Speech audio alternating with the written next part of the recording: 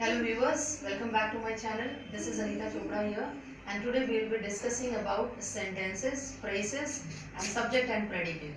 So let us start the video.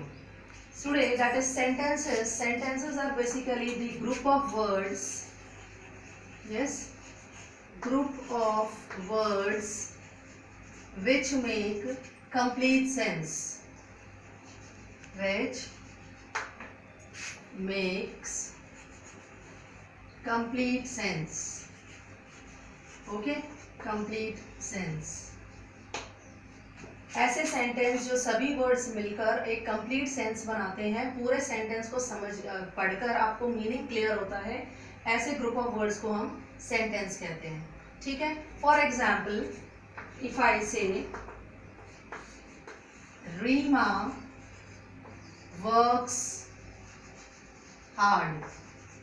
Okay, Reema works hard. In this sentence, this is a complete sentence. Why? Because पूरा पढ़ने से आपको इसका meaning clear समझ में आ रहा है that Reema works hard. ठीक है, clear.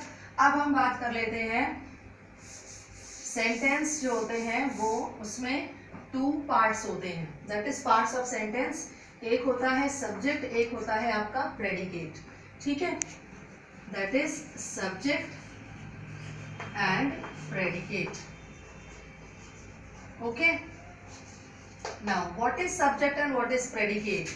In this, subject is the doer in the sentence which tells you about the doer in the sentence. For example, Riya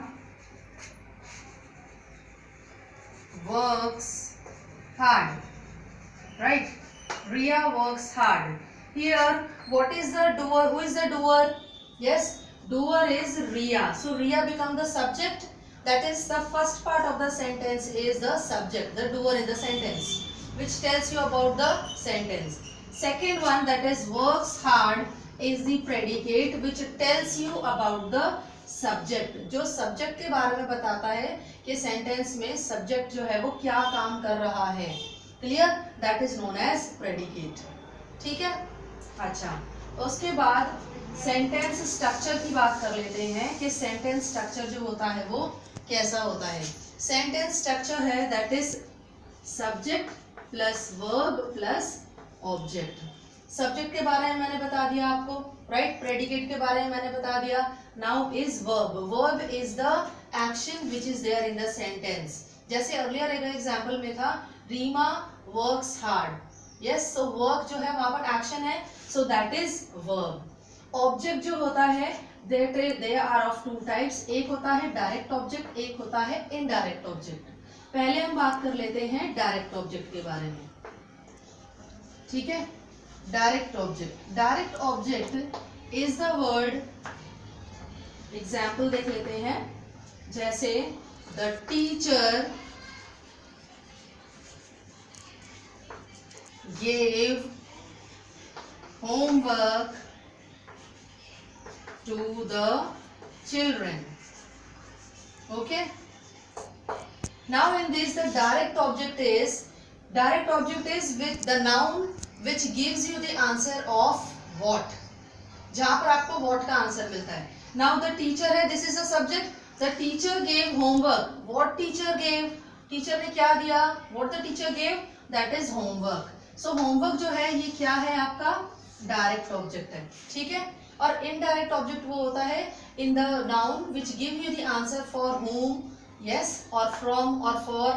इनके आंसर्स आपको अगर मिलते हैं तो वो आपका बन जाता है indirect object. In this sentence the teacher gave homework to whom. Yes, to whom answer है क्या आएगा? To the children. चिल्ड्रेन को उन्होंने होमवर्क दिया ना. सो ये जो है ये आपका क्या बन जाएगा? This becomes your indirect object. Clear? अब बात कर लेते हैं phrases के बारे में. phrases क्या होते हैं? phrases भी sentence होते हैं but वो complete sense नहीं बनाते. ठीक है, complete sense नहीं बनाते. जैसे मैं बोल दूं, जैसे phrases के बारे में हम बात कर रहे हैं.